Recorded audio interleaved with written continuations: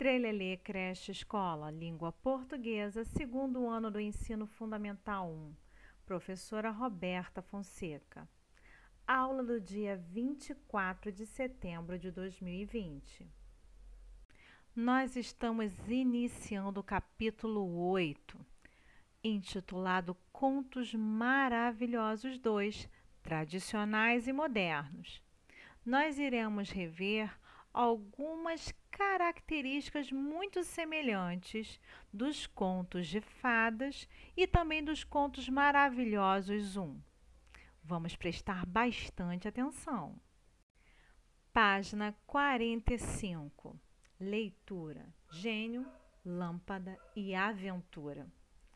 No conto anterior, nós pudemos conhecer a astuta Sherazade e entender como ela conseguiu salvar o seu reino de uma triste situação. Para convencer o rei, além de ser uma boa contadora de histórias, ela também deve ter narrado contos muito interessantes, não é mesmo? Os contos presentes em As Mil e Uma Noites são realmente assim. As histórias dessa coletânea têm origem oriental, sendo ligadas aos folclores persa, árabe, chinês e indiano. A seguir, vamos ler uma delas. É possível que você já conheça essa história, pois ela é muito famosa e ganhou versões diferentes, inclusive no cinema. Vamos ler uma versão recontada de uma forma mais tradicional. Observe como as palavras e as frases são mais formais, ou seja, mais solenes e pomposas. Nas atividades, vamos novamente pensar sobre a sequência do conto maravilhoso para entender melhor como a história se organiza. Vamos rever situação inicial. Nós já aprendemos que em seu início, em geral, os contos mostram uma situação de tranquilidade, que é rompida por um acontecimento que vai começar um problema a ser resolvido, o que é chamado de conflito gerador. Leia abaixo a situação inicial do conto Aladim e a Lâmpada Maravilhosa, em uma versão tradicional. Antes de iniciarmos no conto Aladim e a Lâmpada Maravilhosa, vamos saber o que é parágrafo? Parágrafo é a divisão de um texto escrito, indicado pela mudança de linha, cuja função é mostrar que as frases aí contidas mantêm relação entre si. Vamos agora observar o exemplo. Logo quando nós iniciamos no texto, vocês podem observar que existe um espaço até o início da frase. Esse espaço se chama parágrafo. É o que nós conhecemos como espaço do dedinho. Depois disso, nós vamos iniciar a frase com letra maiúscula. Os alunos daquela escola fizeram uma bela apresentação. Observem que a palavra apresentação não cabe na primeira linha. Contudo, nós não podemos colocar debaixo do parágrafo, porque é a continuação da frase. Sendo assim, ele vai ser escrito logo no início da linha. Tendo o ponto final, que termina frases afirmativas e negativas, vamos colocar mais um espaço do dedinho, mais um parágrafo. Pedro perguntou à professora. Temos aqui 2 pontos, porque indica que vai haver uma fala. Automaticamente teremos mais um parágrafo. Como é um diálogo, uma fala, colocaremos o travessão, pois o travessão indica que haverá uma fala. Gostou da apresentação? Terminamos com um ponto de interrogação que indica uma pergunta. Vamos novamente colocar o espaço do dedinho, pois iniciaremos mais um parágrafo. A professora respondeu, : Como vai haver uma fala, iniciaremos com travessão. Sim. A apresentação foi belíssima. Terminamos a frase com ponto de exclamação, que indica a expressão de um sentimento, que no caso foi a alegria da professora ver a bela apresentação realizada por seus alunos. Então, neste pequeno texto nós temos 1, 2, 3, 4, 5 parágrafos. Esses sinais que precisam estar nas frases para ajudar a dar sentido a elas. O ponto final serve para indicar o fim de uma frase. Por exemplo, estou muito gripado, hoje está frio. O ponto de interrogação aparece no final da frase para indicar uma pergunta. Por exemplo, quantos anos você tem? A atividade já está pronta? Já o ponto de exclamação indica admiração, alegria e espanto. Por exemplo, que susto! Parabéns! Usados para avisar que um personagem vai falar ou iniciar uma lista. De repente, João teve uma ideia. Precisamos comprar tinta, pincel e papel. Já o travessão indica que alguém vai falar. Exemplo, quanto você tirou na prova? Tirei 10. Aladim e a lâmpada maravilhosa. Está na página 46. Era uma vez um jovem ocioso.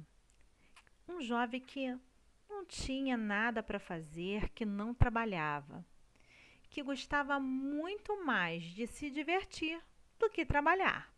Seu nome era Aladim. Certo dia, seu pai, um pobre alfaiate, ficou doente e acabou morrendo.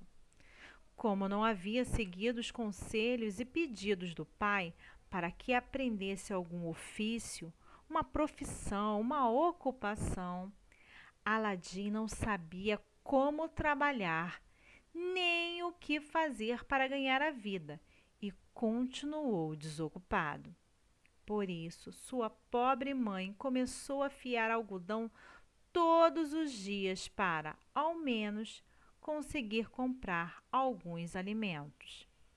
Ela amava muito o filho. Sabendo que ele tinha um bom coração, acreditava que, à medida que crescesse e amadurecesse, ele se tornaria finalmente um homem digno e próspero. Um dia, quando Aladim estava caminhando próximo à cidade, um velho misterioso aproximou-se dele e, como uma expressão séria, disse que era irmão de seu pai e que estava há muito tempo em um país distante, mas que agora retornara para ajudar o sobrinho a seguir em frente. Para convencer Aladim de toda essa história, ele então colocou um anel magnífico no dedo do garoto, dizendo que nenhum mal poderia acontecer enquanto Aladim o usasse. Aladim nem desconfiou de que, na verdade, esse estranho sujeito não era seu tio, mas um feiticeiro perverso que apenas queria fazer uso dos serviços do rapaz, como veremos a seguir. Questão 1. Selecione com um lápis coloridos os parágrafos que contam a rotina vivida por Aladim e sua mãe. Podemos observar que o primeiro, segundo e terceiro parágrafo informam, contam como era a rotina de Aladim e sua mãe. Que fato rompe com essa rotina? O que aconteceu para que a rotina de Aladim e de sua mãe fosse rompida? Foi a chegada de um velho misterioso, né? Que dizia ser tio de Aladim. Página 47, questão 3. Selecione a seguir a expressão que indica a quebra da rotina de Aladim e sua mãe. Quando nós usamos o termo era uma vez, nos dá a noção de que estamos iniciando a narrativa, iniciando a história. Quando utilizamos o termo por isso, dá a impressão de que nós estamos explicando algo, alguma situação. Como não havia, e agora, se nós disséssemos: Aladim e sua mãe viviam de maneira humilde, até que um dia um homem misterioso apareceu. Quando utilizamos o termo um dia, não nos dá uma impressão de que a rotina, o dia a dia de como os personagens Aladim e a sua mãe viviam foi quebrada? Vamos prestar bastante atenção e vamos marcar a opção correta. Questão 4.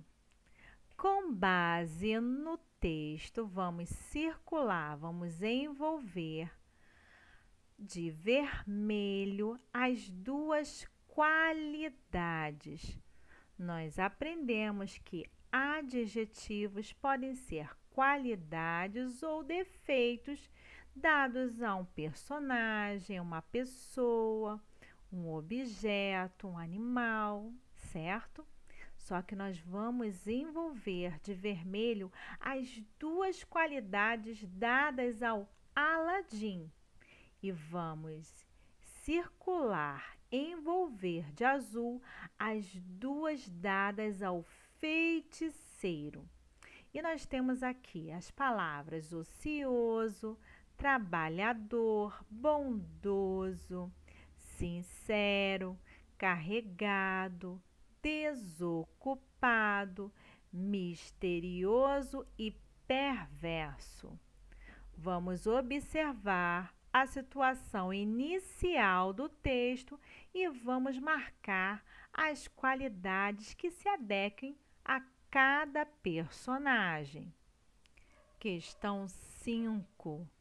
Por que o feiticeiro dá o anel a Aladim?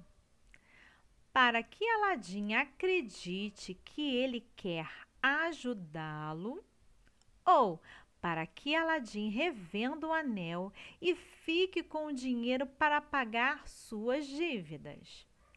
Questão 6.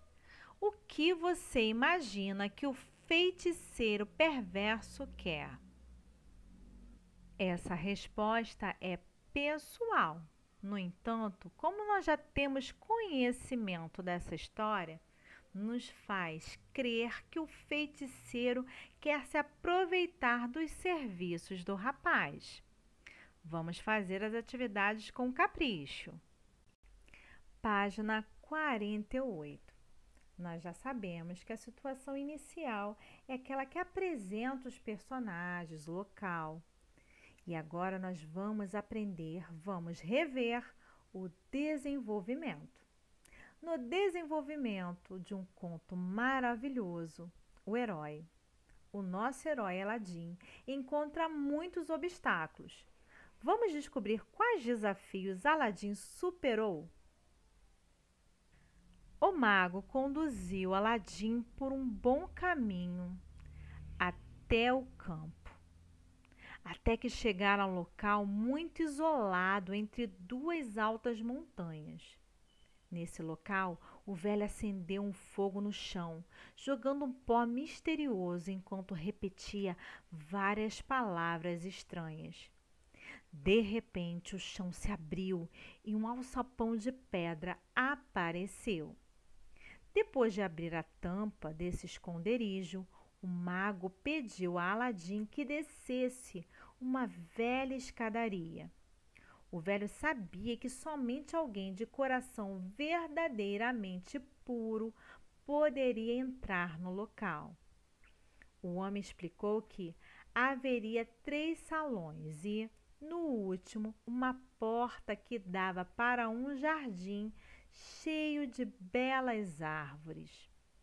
O mago então recomendou que Aladim atravessasse os salões e o jardim até chegar a um terraço, no qual havia uma pequena prateleira com uma velha lâmpada acesa. Ele deveria pegar a lâmpada, apagar a luz, esvaziar o óleo e trazê-la. Aladim descobriu que tudo o que o velho havia lhe dito era verdade. Ele passou cautelosamente, com muito cuidado, pelos 3 salões para não tocar em nada, como o mago também havia lhe instruído. Pegou a lâmpada da prateleira, jogou o óleo fora e a envolveu nos braços. Quando ele voltou pelo jardim, seus olhos ficaram ofuscados, alterados pela luz exagerada das frutas das árvores, que tinham cores tão vivas que brilhavam como vidro. Ele resolveu colher várias delas e as guardou em sua bolsa. Ao se aproximar da saída, Aladim percebeu que grande parte da escadaria havia ruído. Então, com a lâmpada em mãos, chamou o suposto tio para ajudá-lo a sair. "Dê-me a lâmpada!"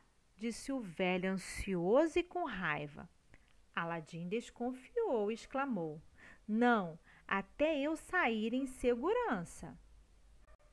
Página 49. O mago, furioso, bateu a tampa do alçapão e Aladim ficou trancado em meio à escuridão. Enquanto chorava amargamente, sem perceber, esfregou o anel que o mago havia lhe dado e, surpreendentemente, uma figura apareceu diante dele, dizendo: "Eu sou o gênio do anel. Estou sob o seu comando. O que o mestre deseja?" Aladim disse ao gênio do anel que só queria ser libertado e levado de volta para casa ao lado de sua mãe. Em um instante, ele se viu em casa e sua pobre mãe ficou muito aliviada com o retorno do filho. Ele contou a ela tudo o que havia acontecido. Então a mulher ficou curiosa ao olhar para a lâmpada que ele trouxera. Aladim começou a esfregá-la para torná-la mais limpa e brilhante. Ambos ficaram boquiabertos ao verem surgir diante deles uma outra figura extraordinária, o gênio da lâmpada, que imediatamente se colocou a serviço de seu mestre. Ao ouvir que estavam famintos e queriam comer, em um passe de mágica, um criado entrou com um banquete delicioso, que Aladim e sua mãe já tinham provado, servido em lindos pratos e vasilhas feitas de prata e ouro. Aladim e sua mãe deliciaram com a rica comida trazida e depois venderam as vasilhas e os pratos, cujos ganhos permitiram que eles vivessem com fartura por um bom tempo. Aladim começou a vestir-se bem e sua mãe pôde ter uma vida mais tranquila. Um dia, ao dar seu passeio habitual, Aladim ouviu os soldados do sultão anunciarem a passagem da princesa. Por isso, as ruas deveriam ser esvaziadas, já que ninguém estava autorizado a vê-la. Aladim se escondeu e, sem que ninguém notasse sua presença, teve a chance de ver a filha do sultão sendo levada pelos serviçais em seu palaquim, que é uma espécie de assento coberto utilizado para transportar pessoas como membros da nobreza. Página 50. Ele ficou tão impressionado com a beleza dela que se apaixonou instantaneamente. Voltou para casa e disse à mãe que ela deveria ir ao palácio para pedir ao sultão a autorização para que ele se casasse com a princesa. A pobre mãe disse que ele devia estar louco, mas o filho insistiu e comentou que, além da lâmpada mágica, havia colhido na caverna misteriosas frutas brilhantes que, na verdade, ele descobriu serem pedras preciosas. Assim, o rapaz pediu à mãe que levasse uma tigela dessas joias ao sultão. O soberano ficou tão maravilhado e surpreso com tamanha riqueza que desafiou a mulher. Seu filho terá a mão da princesa se puder me enviar em uma semana 40 tigelas generosamente carregadas das mais finas joias, tão valiosas como essas. O sultão pensou que seria impossível Aladim dispor de tal riqueza, não imaginando que o gênio da lâmpada atenderia ao desejo do apaixonado rapaz. Ao receber os ricos presentes, contudo, o sultão ficou tão feliz e surpreso que imediatamente concordou que a princesa deveria ser a esposa de Aladim. O jovem, tão feliz, convocou o gênio da lâmpada para ajudá-lo e logo partiu para o palácio. Ele estava vestido com um lindo terno e montou um belo cavalo. Ao seu lado marchavam vários assistentes, espalhando punhados de ouro entre o povo. Assim que se casou, Aladim ordenou ao gênio da lâmpada que construísse no decorrer de uma noite um riquíssimo palácio, e lá o jovem casal viveu muito feliz por algum tempo. Um dia, o feiticeiro perverso que outrora fingiu ser tio de Aladim descobriu a boa sorte do rapaz. Deduzindo que ele estava com a desejada lâmpada mágica, assim, enquanto Aladim viajava com o sultão, ele arquitetou um plano e, fingindo-se de mercador, foi para as ruas gritando: "Troco novas lâmpadas por antigas!" Uma empregada ingênua do palácio, ouvindo isso, pediu a permissão da princesa para trocar a velha lâmpada de Aladim, que ela considerava sem nenhum valor, e assim o fez. O mago rapidamente agradeceu e saiu.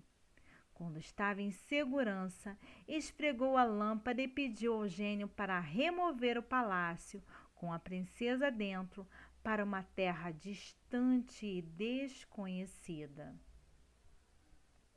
A tristeza de Aladim foi muito grande, assim como a raiva do sultão com a perda da filha.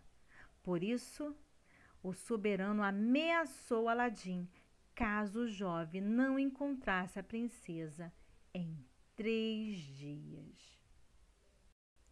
Agora que nós lemos sobre o desenvolvimento do conto maravilhoso, Vamos responder algumas questões que estão na página 51.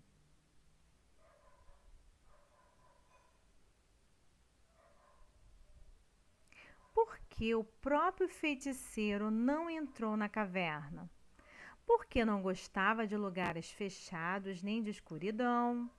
Ou porque sabia que só alguém de coração puro poderia entrar e reconhecia que o seu não era puro? Questão 2. O que aconteceu com a vida de Aladim e da sua mãe? Eles passaram a ter uma vida melhor, né? Com mais fartura. Questão 3. Qual fato modifica novamente a vida de Aladim? Ele vai passear e se depara com a princesa e acaba se apaixonando.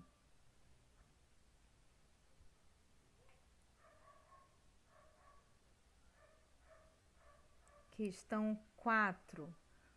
Qual foi a estratégia utilizada pelo feiticeiro para obter a lâmpada mágica?